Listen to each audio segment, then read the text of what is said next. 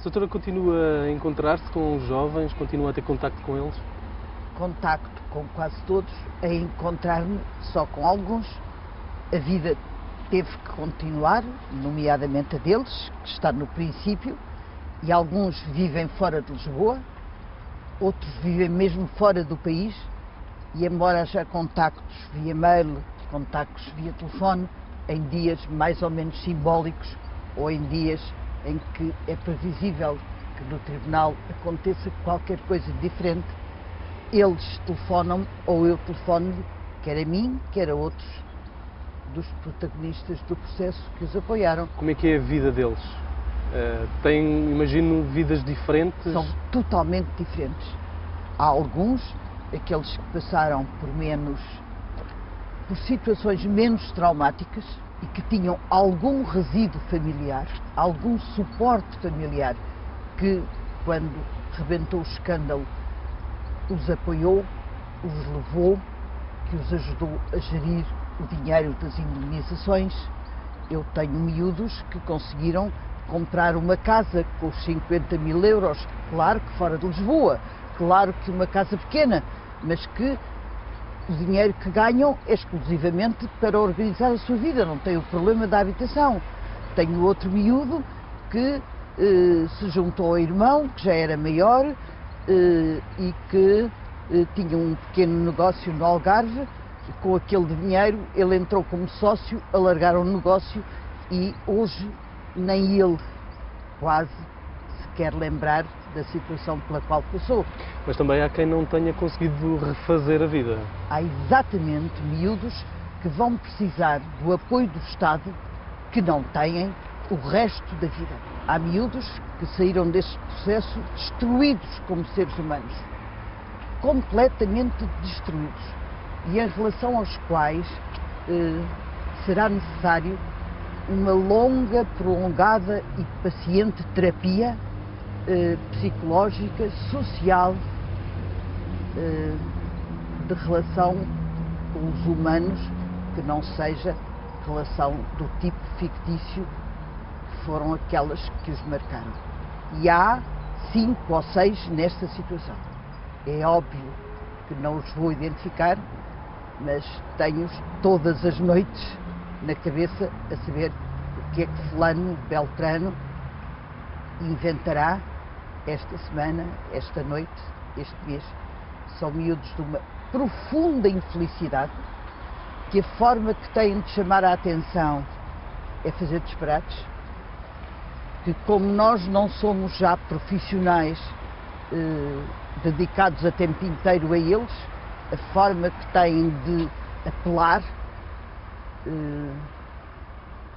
é escandalizar-nos com aquilo que fazem, mas desde tentativas de suicídio, invenções de situações dramáticas que estão a atravessar e depois a gente vê que não são tão dramáticas como eles as sentem, acontece tudo. E desses que diz que gostam de escandalizar, poderá ter acontecido também que eles tivessem gostado de escandalizar denunciando falsas situações de abuso ou denunciando falsos abusadores? Tantas vezes eu pensei, e se? O problema são os outros.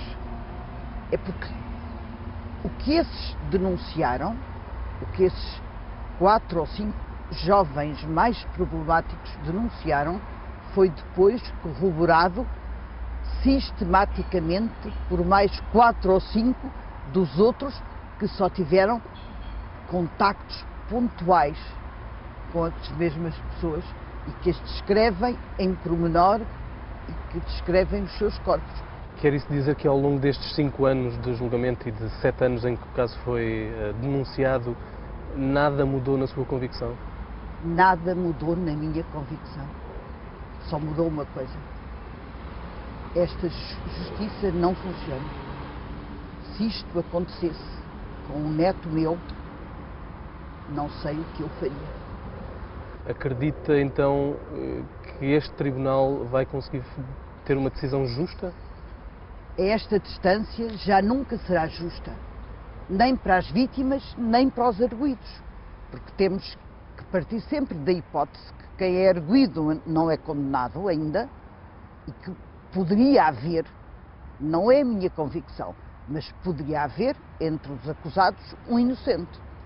Repare o que teria sido a vida desse homem ou dessa mulher se fossem inocentes e estivessem envolvidos num processo tão estigmatizante como este durante 7 anos. Não há justiça na espera. Porque é que todos os processos que resultaram de certidões do mega-processo foram todos resolvidos? Os arguidos foram todos condenados. E os miúdos eram os mesmos. Então, só estavam a mentir em relação a estes arguidos. Mas não põe a hipótese que nos 7, daqueles 7 que estão ali a ser julgados, haja um ou vários? Para mim, não. Mas admito, para mim, não. Porque eu ouvi em direto, percebe? Eu ouvi os relatos em direto. Os jornalistas não conseguiram assistir aos depoimentos dos jovens, mas assistimos... Eu também não. Assistimos nas alegações finais da defesa de Carlos Cruz, quando nos mostraram um vídeo onde alguns dos jovens faziam o reconhecimento da Casa de Elvas. E o que nós reparamos é que alguns deles fazem reconhecimentos muito frágeis, alguns completamente errados. Isso de alguma forma a perturbou? Nada. Nada.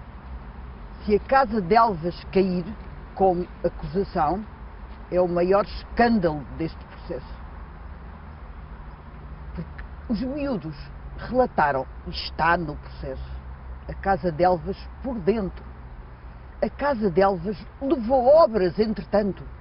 Foi tudo alterado. Eles tiveram tempo para tudo e quem se dedica a este tipo de atividade também aprende, ao longo dos anos, a ir apagando as marcas que poderá eventualmente deixar atrás de si. Qual é para a doutora o pior momento, a pior situação destes 7 anos deste caso? Sem dúvida nenhuma, os momentos em que eu vi algumas descrições. Porque, embora eu fizesse tudo para que eles não me contassem detalhes e para que eles não percebessem que eu conhecia pessoalmente algumas das pessoas das quais eles me estavam a falar, houve momentos em que mal eles saíram, eu vomitei físico. E se o tribunal declarar estes arguidos inocentes ou os absolver, que ilações é que vai tirar nessa altura? Nenhuma. Não sente responsabilidade também por este... Porquê? Por ter acompanhado, por ter Se voltasse ao princípio, fazia exatamente a mesma coisa. Houve tempos em que não tinha isso claro na minha cabeça. Mas agora é a minha convicção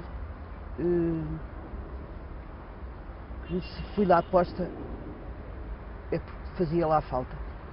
Temo que se não tivesse ido eu ou 3 ou 4 pessoas, poucas que eu conheço neste país, o manto de silêncio teria sido lançado outra vez em nome do bom nome da instituição.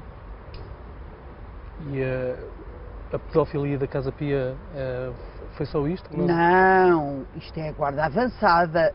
O grosso da coluna está cá fora.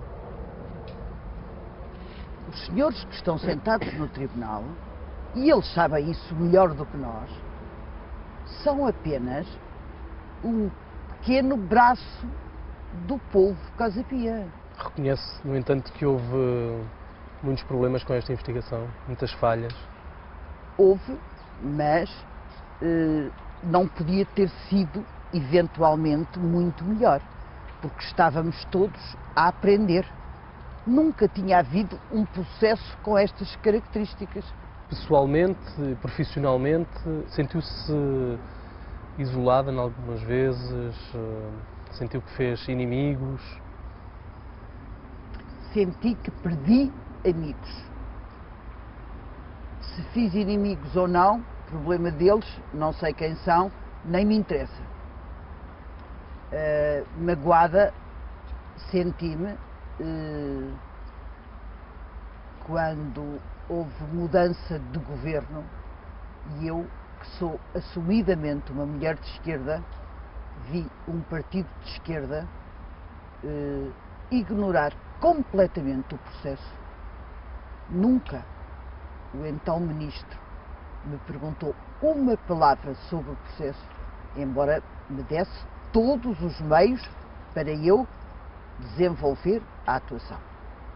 Mas senti-me muito magoada por não ver num partido que eu acreditava que defendia valores iguais aos meus, preocupar-se minimamente.